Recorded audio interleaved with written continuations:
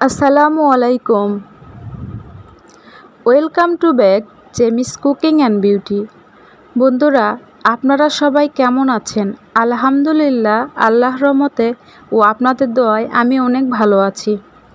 বন্ধুরা, আজকে আমি এক দুর্দান্ত রেসিপি আপনাদের সামনে শেয়ার করব। আশা করি এই রেসিপিটি দেখার পর আপনাদের অনেক উপকার হবে, আর কখনো আমড়ার খোসা ফেলে দিবেন না। আমি আজকে আমড়ার খোসা দিয়ে জেলি তৈরি করে দেখাবো। চলুন এবার কথা না বাড়িয়ে জেলি তৈরি করে নেওয়া যাক। জেলি তৈরি করে নেওয়ার জন্য প্রথমে এখানে আমি আমড়ার খোসাগুলোকে ধুয়ে নিয়েছি। চুলায় আমি গরম পানি বসিয়ে দিয়েছি। এখন খোসাগুলোকে গরম পানির মাঝে দিয়ে দিব।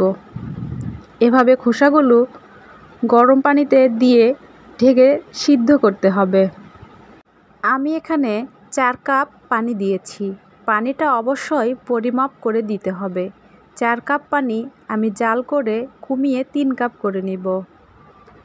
পানিটা যখন আমার 3 কাপের মতো হয়ে যাবে, তখন আমি চুলা থেকে নামিয়ে পানি ছেঁকে নিব। এভাবে নেড়েচেড়ে ওপরে যে ফেনাগুলো উঠবে সেগুলোকে ফেলে দিতে হবে। দেখুন, প্রায় পানিগুলো আমার 3 কাপ হয়ে গেছে, শুকিয়ে এসেছে। এবার আমি চুলা থেকে নামিয়ে পানিগুলোকে ছাঁকনা দিয়ে ছেঁকে নেব। এভাবে ভালো করে ছাঁকনা দিয়ে পানিগুলোকে ছেঁকে নিতে হবে, যাতে আমড়ার খোসাগুলো না থাকে। আমরা জেলি বানানোর জন্য এই পানিটাকে ব্যবহার করব। এখানে আমি 2 কাপ পানি নিয়েছি। যেই পানিটা আমরা চুলা থেকে নামিয়ে নিয়েছি, সেখান থেকে 2 কাপ পানি এখানে পাতিলে দিয়ে দিয়েছি। এখন আমি এখানে কালারের জন্য রেড ফুড কালার দিয়ে দিচ্ছি। আপনারা চাইলে ইয়েলো বা গ্রিন কালারও দিতে পারেন। 2-3 ফোঁটা ফুড কালার দিলেই হয়ে যাবে। আমি এখানে রেড কালার ব্যবহার করেছি। এরপরে দিয়ে দিচ্ছি ভিনেগার। আপনারা যদি এই জেলিটিকে দীর্ঘদিন ধরে সংরক্ষণ করে রেখে খেতে চান, তাহলে অবশ্যই ভিনেগার ব্যবহার করবেন। ভিনেগার দেওয়ার ফলে আপনাদের এই জেলিটি কখনো নষ্ট হবে না, দীর্ঘদিন রেখে খেতে পারবেন। এরপর আবারও চুলায় উঠিয়ে জাল করে নিতে হবে। এভাবে হাই হিটে জাল করে নিতে হবে। যতক্ষণ পর্যন্ত না একটা আঠালো ভাব আসছে, ততক্ষণ পর্যন্ত জাল করতে হবে। এরপর দিয়ে দিচ্ছি 1/2 কাপ চিনি। চিনি এখানে আপনারা আপনাদের স্বাদ অনুযায়ী দিবেন। যারা মিষ্টি খেতে বেশি পছন্দ করেন, তারা 2 কাপ দিতে পারেন। এরপর চিনি ও এই মিশ্রণটিকে একসঙ্গে মিশিয়ে নিতে হবে। এরপর দিয়ে দিলাম একটা লেবুর রস। অবশ্যই এখানে লেবুর রস ব্যবহার করতে হবে।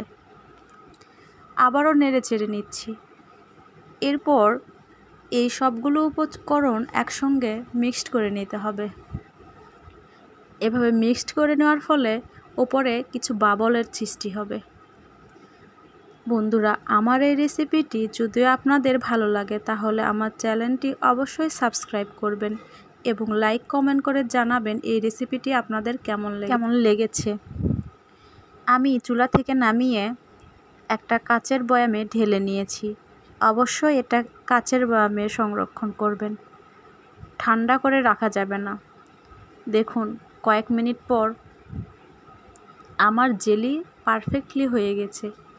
জেলিগুলো অনেক সফট ও মোলায়েম হয়েছে। আমি রুটিতে জেলিগুলো পরিবেশন করতেছি। দেখুন কতটা সুন্দর হয়েছে আমার এই জেলিটা। আপনারা আর কখনো আমড়ার খোসা ফেলে দিবেন না। অবশ্যই ঘরোয়াভাবে এই জেলিটি বাসায় তৈরি করে খাবেন। এটি খেতে খুবই সুস্বাদু হয়েছে। সকালের নাস্তায় রুটির সঙ্গে জেলি দিয়ে খেতে বাচ্চারা খুব পছন্দ করে। আপনার বাচ্চার জন্য অবশ্যই এই জেলির রেসিপিটি ট্রাই করে দেখবেন। আশা করি ভালো লাগবে। বন্ধুরা, আপনারা সবাই ভালো থাকবেন। আজকে তাহলে এই পর্যন্ত। আবারও কোনো নতুন রেসিপি নিয়ে আপনাদের সামনে হাজির হব। সবাই ভালো থাকবেন, সুস্থ থাকবেন। খোদা হাফেজ। আর আমার জন্য দোয়া করবেন, আমি যেন আবার কোনো নতুন রেসিপি নিয়ে